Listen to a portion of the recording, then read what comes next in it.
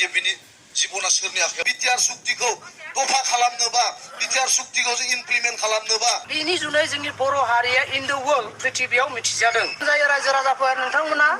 प्रमद बर' सारा रेलवे जथेनो लांना लाङामोन दंमोन गासैबो हारिनि जौगाथायनि थाखाय जोंनि एमअइआव दंमोन जे जोंनि एमपिआ गोरों गोरा जानो नांगोन एबसु आरो UPPL नि केन्डिडेट जयन्त बसुमतारिया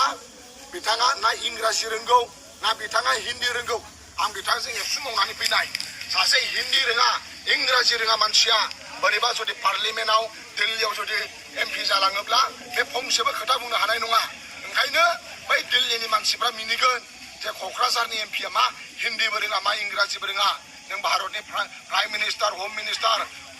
आरो फाइनेन्स मिनिस्टार बिथांमोनहा इंराजि नङाबा हिन्दीसो बुजियो ओंखायनो जोङो BTC नि रायजो राजा जाय जाय क'क्राझार समस्थियाव गोलैनाय साफ्रोमबो रायजो राजाया जाहाथे हिन्दी गोरों इंराजि गोरों मानगोनां खाम्फा बरगयारिखौ जाहाथे मा होनो देरहाहोयो बे दावहाया जाहैबाय पलिटिकेल दावहा स' पलिटिकेल दावहाया जोंनि थाखाय देरसिन जोंनि गणतन्त्र देशआव दा बेयाव जों बुजिनो गोनां आं सासे जुदिबा जेरै जोंनि आदा मुथिना बुंदों जोंनो फेरेंगाखौ देरहाहोदों प्रमदनि आगदा आखाइ जोंनो थादों प्रमदखौ जोंनो फोरोंदों मिशन भिजन अबजेक्टिभफोरखौ लानानै फोरोंनाय मानसिया जोंनो जोंनि जायगासे जोंनि लाइमोन सेंग्रा सिख्लाफ्रा आफादनि सेंग्रा सिख्लाफोरजों लोगोसे बिसोरबो माबा मोनसे मावनानै सास्टेनेबल डेभेलपमेन्टआव गावबा गाव जिउखौ खांनो थाखाय माबा मोनसे खालामनो हागोन खोमा होननानै जोंनो फोरोंजोबदोंमोन खिन्थु प्रमदखौ दैदेननायाव 16 तारिख सेप्तेम्बर 2002 11:30 हर सांग्रांनि न'आव क'क्राझाराव ना सावरायग्रा आंखौ बुंहरबाय लिअ फै जों दिनै शिबजों लोगो लागोन होननानै मानो होनबा सार बे आंनि सिनायथि सारनि थाखाय दा आङो मानो थाखाय UPPL खौ गारनानै BPPआव फैदों मेन ओंथियानो बे जोंनि हारिखौ नाम्बार 1 फाननानै जानो थांगासिनो दं फानखाबाय बेनो जाहैबाय प्रमद बर' डाइरेक्ट प्रमद बर'आ फानबाय जों मानो थाखाय जिउ बावनो थांदोंमोन सासे MA कमप्लिट जानानै आंलाय मानो थाखाय आं आफादाव थांनांगौ गोनां फैदोंमोन मानो जोंनाव लिडार गैलामोन जों दैदेननानै हारिखौ रैखाथि होलांनो नामा साननानै आरो फंसे बाथ्रा जोंनि दैदेनगिरिया बुंदों बै समावनो जोंखौ असमियाफ्रा दिनै सिलाइजों भारतजों गादबनो हायाखिसै राव भाषायाव जोंखौ गादबनो हायाखिसै जोंनि कालचारखौ दंस' खालामनो हाला दा बिसोरो मा सिस्टेमजों जोंखौ दंस' खालामगोन BTCआ जाहैबाय 2003 आव 10 फेब्रुवारियाव जेला आकर्ड जादों 40टा दफा लानानै बिसोरो क्लियार इमप्लिमेन्टेड खालामदों बेयाव जोंहा 6 शेड्युल जिथु नोंने अनलि हिल्स हाजोनि ट्राइबेलफ्राल' मोनो जोंनि हारिखौ रैखाथि होनो थाखाय 6 शेड्युलाव बेखौ मोनसे आकर्ड खालामनो हादों आरो बेजोंनो लोगोसे जोंनि भाषा शेड्युलाव सोनो हादों अनलि दा बिनि जुनै जोंनि बर' हारिया इन द वर्ल्ड पृथिबियाव मिथिजादों आरो जोंनि बर'आ ओरैनोबाबो मिथिजानायाव ओरैबायदियाव मिथिजादोंमोन national democratic front of Bodoland जिथु ओबामा ना प्रेसिडेन्ट ओबामा जोंनि USA जों मिथियो बिथाङा जेलानाखि मुस्लिमजों जोङो एसे नारा नाथा जादोंमोन ना बे समाव जोंनि मावनायखौ नुनानै बिथाङा एसे सोंदों बे जाथिया सोर बेफा शक्तिशाली जेराव बिसिनि संख्यानो खम आं बेखौ लाबोनो हागोन नामा भारतनिफ्राय जे जायगायाव बिसोरो नोंनि मिडल इस्ट कान्ट्रि जेरावहाय बिसोरो आफगानिस्तान काजाकिस्तान बे जायगायाव बिसोरो फौजि दोननानै शान्ति किपिंखौ नाजादोंमोन दा बेखौ जोंखौ नाजादोंमोन खिन्थु जोङो इलिगेल जोंथ' गावनि नाजानाय गावनि बिमाखौ सिबिनो थाखाय जोङो गावनि जिउखौ दाउन होनाय स' बे समावनो जोंनि सासे दैदेनगिरिया आफादने जेरै DR नाब्ला साराबो आवगायनो बुंखादों जोंखौ असमिया जाथिया सासे मानसिनि जुनै जोंखौ बायसिगोन एबा जोंखौ फानसिगोन बेनो जाहैबाय प्रमद बर' बेखौ स्ल' प्रसेसजों बिसोरो आस्थे लाइन लाबोखादों मिथिबायना बे RSS नि एजेन्टबो जानो हागौ एबा माबाबो जानो हागौ बेहा जुरिथ' दंखायोमोन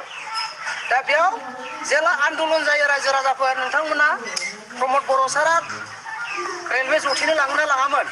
थाखा फैसा नोंसोर हरना हरामोन नो बड'लेण्ड नो रेस्ट डिभाइड आसाम 50-50 बे बाथ्राखौ बियो मोनसे जोंनिफ्राय बर'नि जिथु थैयाव दङ बेखौ गरम खालामनानै जोंखौ गासिखौबो बाहायोमोन नाथाय बिनि मेन ओंथियानो जाहैबाय गावनि मुलाम्फानि थाखाय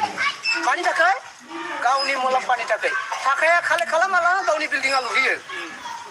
खोना खोनाबायना थाखाया कालेक्ट खालामा लाङो गावनि बिल्डिंआ लुहैयो आरो बिसोर सलारनि सिस्टेमावबो फैसा खानो खाङाखैमोन आबसुआ खानो खाङाखैमोन 600-1200 लानानै थांजोबदों बिसोरो जोंबो बेयाव हरदोंमोन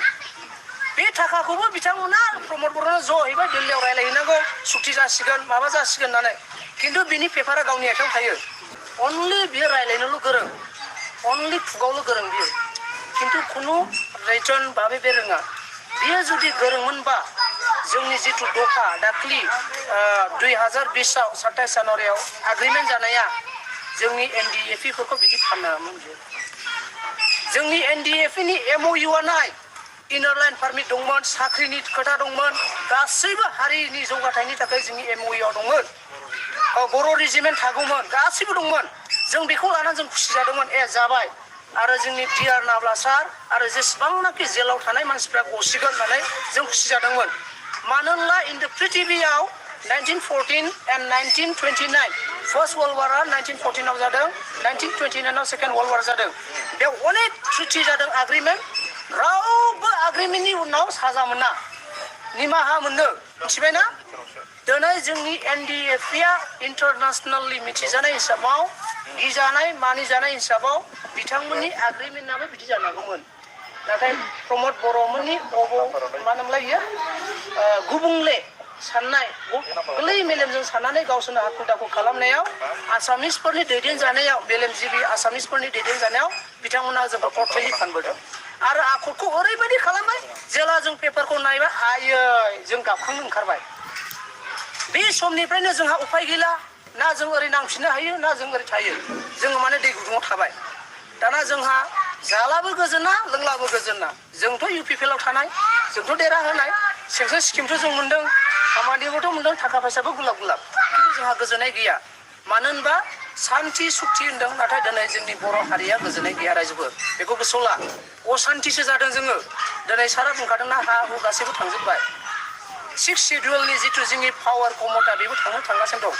जोंनि BTC बायदि समायना हा गैया रायजोफोर आसिरबाद गोनां बेखौ जों बोरै मावगोन बोरै डेभेलप खालामगोन जों बेखौ रोंगौ कन्ट्राक्ट नङा कन्ट्राक्टरफ्रा लामा थामा हेनटेन जौगाथायखौ बिसोर मावगोन खिन्थु जोङो जाहैबाय लाइमोन इउथ बेखार मानसिफोरनो हालुवाफोरनो बोरै जौगाथाय होगोन बोरै जों जौगाथायखौ लाबोगोन बेखौ जोङो मावगोन दिनै जोंनि दैया बोहैनाय दैना रिसोर्सेस होनो इंलिसाव रिसोर्सेस माने जे बुस्थुआ जोंनि सम्पति नाम्बार 1 दैयानो जोंनि ना दैयानो जोंना आखाइजों ओरै बोखांना जों लोंनो हायो हायोना हाया खिन्थु दस्रा जायगायाव नों बे दैनि बोहैनायखौ नों लोंनो हाया नाथाय जोंनि BTC हालामाव बेखौ जों मोनलोङो दिनै बे बुस्थुआ जोबनो थांगासिनो दं सोरनि थाखाय फेरेंगानि अबहेलानि थाखाय मिथिबायना फेरेंगाया दिनै मोनबैसे समिल होदों दंफां हाखावग्रा मा इमप्लिमेन्ट होदों बियो मानसिफोरनो न'खर न'खर साख्रि होनो होनदों बिसोरो मा होदों दिनै जोंनि दंखानाय सम्पतिखौ हाग्राखौ दानफायनानैसो बिथांमोना दिनै समिल खुलिनानै हाग्राखौ फोजोबलांनो हमदों जुदि हाग्राया थायाबा जों दिनै थान्दा थानो मोनदोंना जोङो दुंखाव जाजोबगोन जे दै गोग्गो बोहैदों बे दैया राननो थांगासिनो दङ खोनासं बुहुमाव नेचारहा गासैजों कानेक्सन दंजोबो नांथाजोबो जुदि नोंथांमोना बे बुहुमखौ फोजोबना लायोबा जोंनाबो बेमार आजारा बांगोन दा जों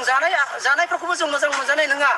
जोंनि बे गयफ्राबो रानगोन जों थानायफ्राबो रानलांजोबगोन बेनिखायनो हाग्राया नांगौ दिनै फेरेंगानि आमोलाव जों बांसिन दंफां सिखाव नुदों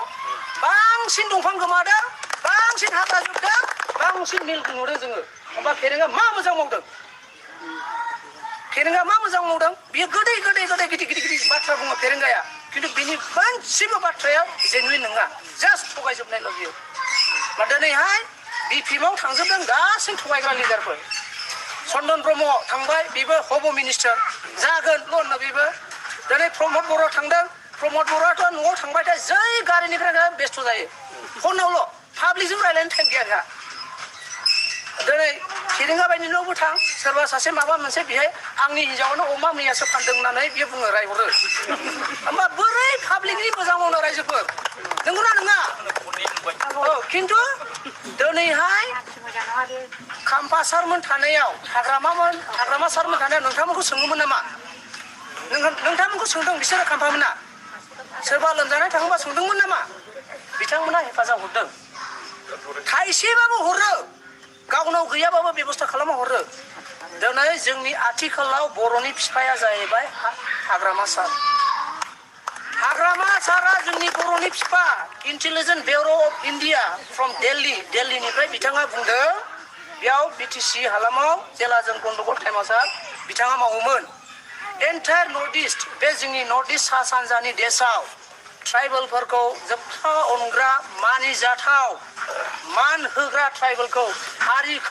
हारिनि थाखाय जिउ फसंग्रा होनोबा अनलि हाग्रामा सारल' दङ दा दैदेनगिरिनि गेजेराव बे बिथाङा बुंदों जों नङा बर'आ बुङाखै बेहा जोंनि डिआर नाब्ला सारखौबो बख'नायनि खोथा दङ बेहा जोंनि जेसेबां आफादनि केस जानाय बे बिथांमोनखौबो नायनायनि खोथा दङ दा बेखायनो जोङो बेखौ प्रेसार होदों जोङो एनडिएफपि फोरनिफ्रायबो एक्सुवेलि एमअइउ होखानायखा सार ना जुदिबा बेखौ बख'नायनि थाखाय फार्स्टआवनो जों डिसकास खालामखानायखा स' बिनि उनावसो जोंहा सानै हयै जों ज' जादों ज' जानानै जोंहा रेसा फेसा जाना सम गैला दा बेखौनो जोङो मावलांनांगौ दं जे सुबुंफोरनि जुनै दिनै जोङो थासारिखौ मोन्दों जे सुबुंफोरनि जुनै जोंनि बे हाफ्रा दस्रा जाथिनिफ्राय बायख'जादों बेनिखायनो नोंथांमोनाबो जों खावलायबाय फैगौ इलेक्सन 2024 7 तारिख